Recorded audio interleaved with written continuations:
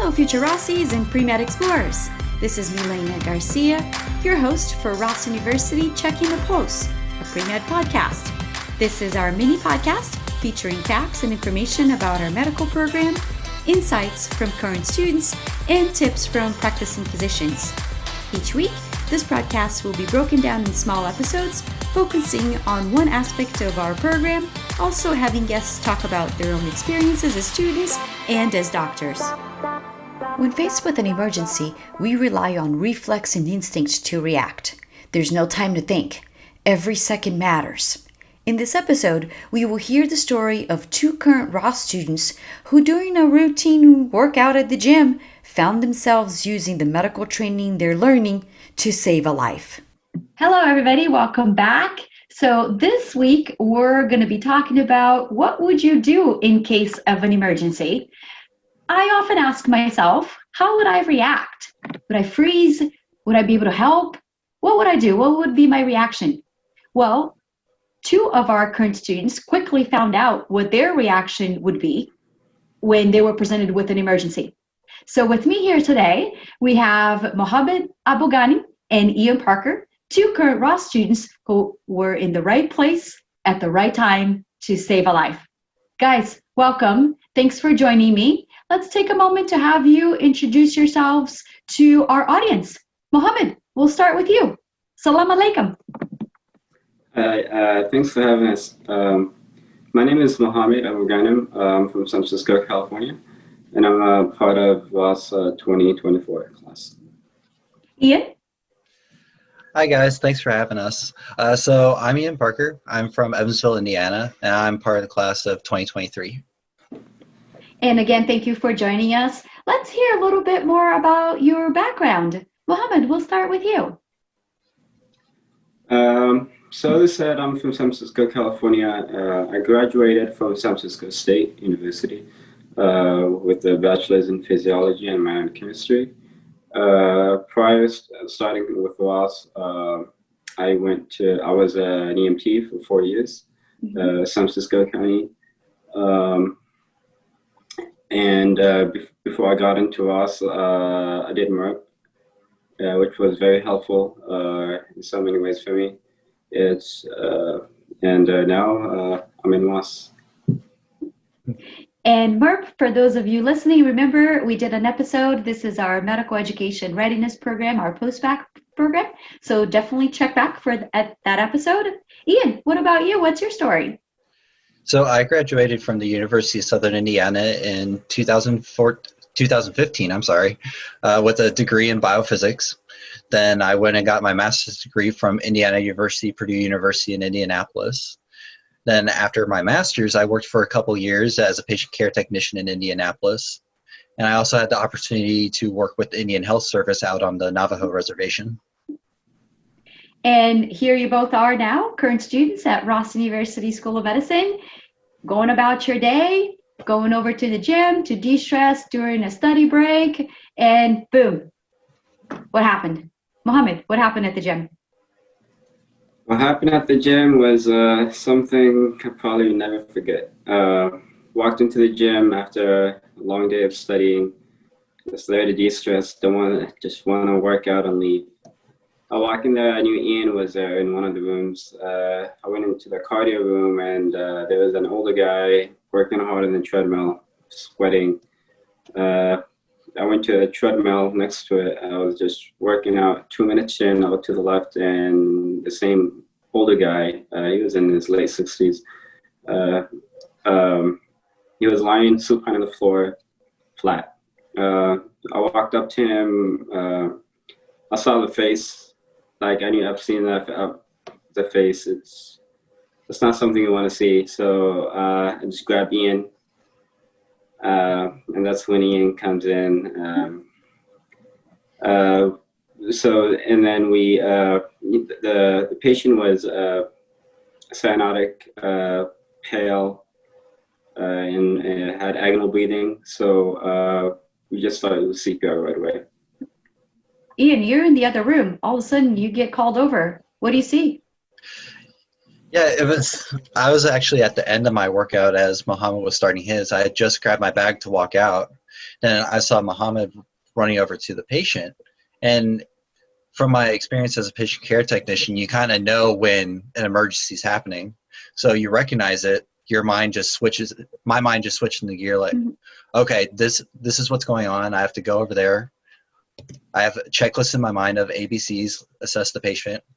What do we have to do? And so we start working on him. I actually thought he was having a seizure before I realized he was having an MI. So as soon as we recognized the MI, Muhammad started compressions.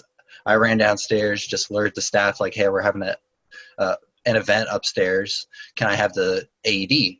So I grabbed that, got him on the patient, and that's when we really started working on him, just trying to keep him stable until EMS could arrive for him. You mentioned the ABCs. Can you talk a little bit more about what is that? So in any kind of a emergency care situation, you're taught to assess, like I said, the ABCs. That's your airway, the patient's airway, their breathing, and their circulation. And those are the fundamentals, basically, that the patient needs to survive and stay alive. So as long as you maintain those three, in theory, the idea is that you can keep the patient alive. And we proved that day that is really all you needed.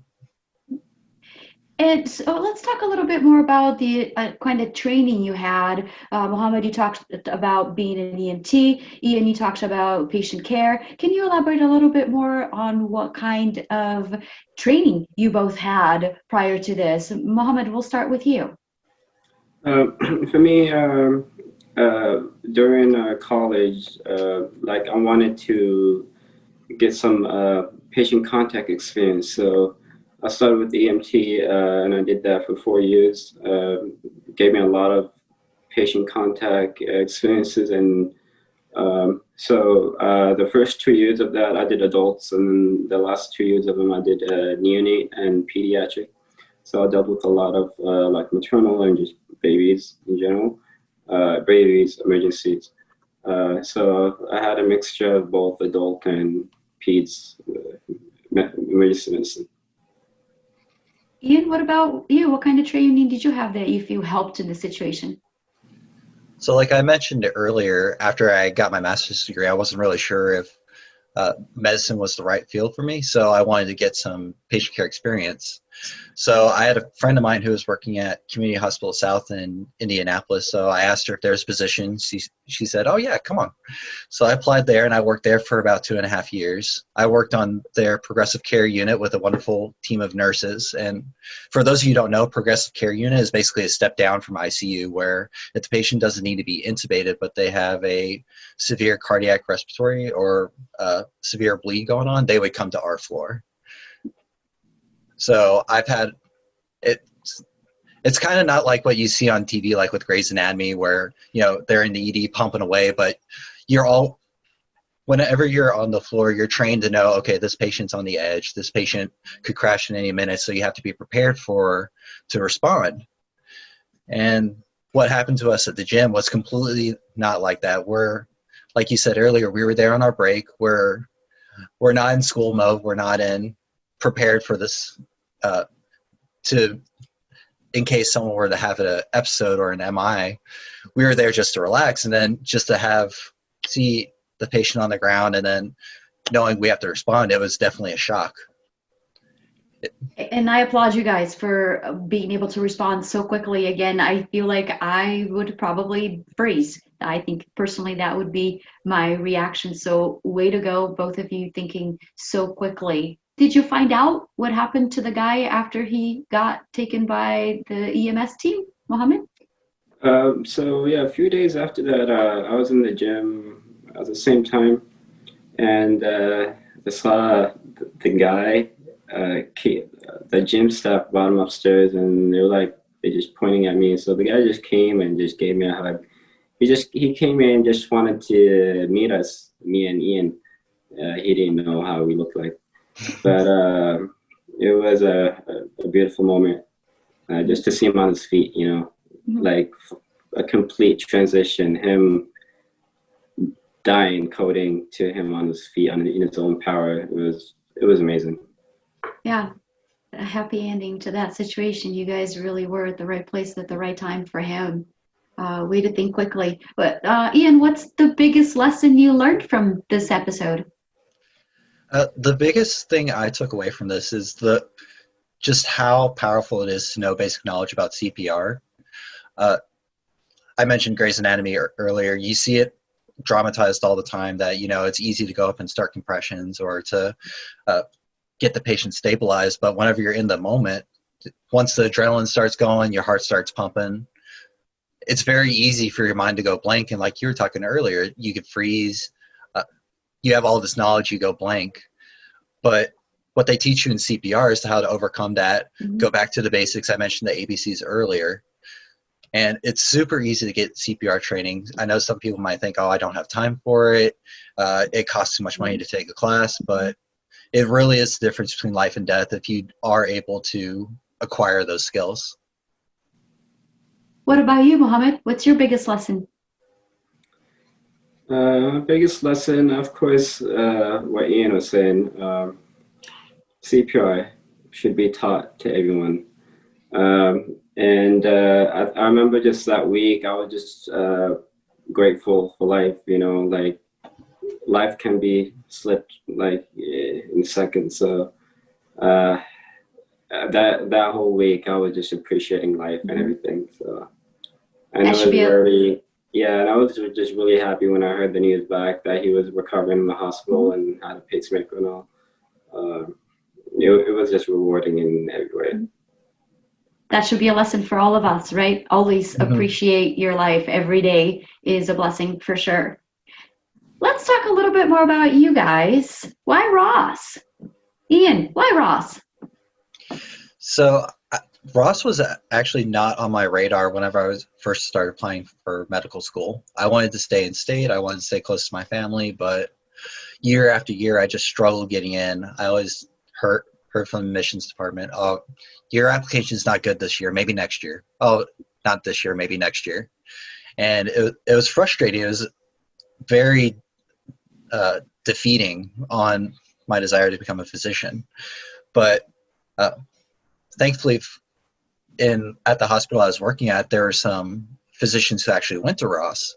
So I started talking with them, what they thought about their experience with Ross. They said they were very happy with the education they received and that I should apply there. And so that's when I started thinking, oh, why not Ross? So I applied, and then I applied in it was fall of 2018 and then started in January 2019. And here I am. What is it about you that you think the U.S. schools didn't see about you that Ross did? So my biggest shortcoming was in undergrad, I did not appreciate what schools were looking for. To be honest, I probably wasn't as diligent in my classes as I should. I matured academically later in my undergraduate career where, okay, this is when I should start really focusing on my classes. Not to say that I partied around or anything like that. I just didn't appreciate the work that it took to be recognized by a medical school. That's actually why I decided to pursue a master's degree and work in the hospital. Was I wanted to get more experience and show that, my undergraduate degree shows this, but my work and the ethic that I put into applying to medical school shows this. Mohammed, what about you? Why Ross? Why Ross? Well, unlike Ian, Ross was on my radar, I think as early as my third year in med school, in undergrad. I had a lot of upper semester friends in undergrad that were pre-med and they were applying for US schools and they were getting rejected right and left. It was depressing to see them. So I didn't want to waste time right when I graduate from undergrad. I didn't want to waste no 3 month, no half a year. So I started looking into Ross. There was a few vloggers that I used to watch. There's a doctor, her name is Emma Crunk, and a few other vloggers that were vlogging from Ross. And I had a friend of mine her brother graduated from Ross, and he's an orthopedic in New Jersey. So I just heard a lot of successful stories that came out of Ross. And it was, for me, the path to success through Ross was, I could see it. So that's why it just strengthened my interest into coming into Ross and just walking the path to my goal. And we have already 15,000 graduates practicing in US and Canada. So 15,000 graduates already have been successful based on their story and your own personal stories. What do you guys feel, what does it take to be successful in medical school? Mohammed, we'll start with you. Well, one thing, it's not a walk in the park. It's, you have to be disciplined. You have to, you are what you make of it. Like you come in, you put in the work, you will succeed 100%. Ross is going to give you the opportunity, is going to give you the tools. You just have to put them together as you go along here in this journey. Ian, what about you? What do you feel, what does it take to be successful in medical school? My response is kind of similar to Mohammed's. Is you always have to be focused on your goal. You were accepted to Ross because they thought, hey, you're good enough to be a physician. You're good enough to handle our program. And just everyone runs into conflict whenever it comes to school, whether you have a bad test, you have a bad semester, everyone has it. And what makes the difference between being successful and not is how you handle that. Are you going to keel over, get in the fetal position, crawl under a rock and hide? Or are you going to look at it and say, no, screw you. This is my dream, and I'm going to do whatever it takes to get to the end. And it sounds cheesy, it sounds simplistic, but that's really what the difference between whether you walk away with a degree or if you go home. Grit, right? I often tell the students that I work with, grit, as simplistic as it sounds. That's would you agree? Absolutely. Okay.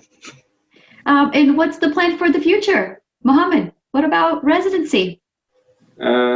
Hopefully after I graduate with my MD, I end up in an oncology program, internal medicine into oncology. Hopefully after that I end up somewhere near California where my family is. What about you, Ian? What do you have planned for the future? My future's a little closer to Mohammed, so I've been thinking about this a little more than I'm comfortable thinking about. But I would absolutely love to come back to the Midwest or Indiana. I always thought when I was younger, oh, I want to get away and, see the world. I've kind of done that over the past few years. And to quote The Wizard of Oz, there's no place like home. There really isn't. So I would love to do residency back here in Indiana, and I'd like to do it in either internal med or pediatrics. And I wish you both a lot of success with your path. Again, thank you for joining us. I want to give you the opportunity to maybe share a recommendation or advice to our future Rossies. Ian, any last advice? The biggest advice I would give is it seems like a challenge whenever you're applying for schools, especially Ross, where you're going to an island. For me, it was about a 16-hour flight between 4 different flights to get down to the island. It's not going to be easy to come home. And you're literally being plucked out of the life you're comfortable with and dropped into the life of a student on an island that you're literally in the middle of nowhere. And for a lot of people, that might seem challenging or scary, but like I mentioned earlier, grit is the biggest thing you have to succeed in medical school. So if you look at that challenge and say, I might be away, but this is what I have to do now to pursue this degree, to pursue what you want to do, take that leap. Because I guarantee you, if you take that leap in confidence, you're going to go far. Mohammed, what about you? Any advice for our future Rossies? My recommendation for future upcoming students is you have to have a good support system here. Find your little max 5 group of students that you study with, motivate, because it can be a lonely path. it's not a walk in the park, as we said. So just find a little groups support system that makes this easier for you, and it's going to be rewarding at the end. Well, thank you both for joining me and sharing your experience and sharing your insights and sharing your recommendations. I really appreciate it. Thank you very much. Ian, you're so close, almost there. Mohammed, hang in there, so close. Thank you very much. Congratulations for doing what you did. We appreciate it. You really did save a life. That's what it's all about. Thank you both. I appreciate it. And for you guys at home, log on for the next episode. Join us next week for our next episode. See you then. Thank you for listening to Ross University Checking the Pulse, a pre-med podcast. This is Milena Garcia, your host. This podcast is made for you, so let me know what topics you want us to cover on future episodes. You can send me your comments, feedbacks, and requests to mgarcia@rossu.edu. Definitely follow us on Instagram, Twitter, and our YouTube channel at Ross Med School or on Facebook. If you're listening to this podcast on iTunes, I am working my way to 5 stars, so remember to send me your comments and let me know your ideas. If you're on Spotify, remember to click on the follow button to get our future episodes.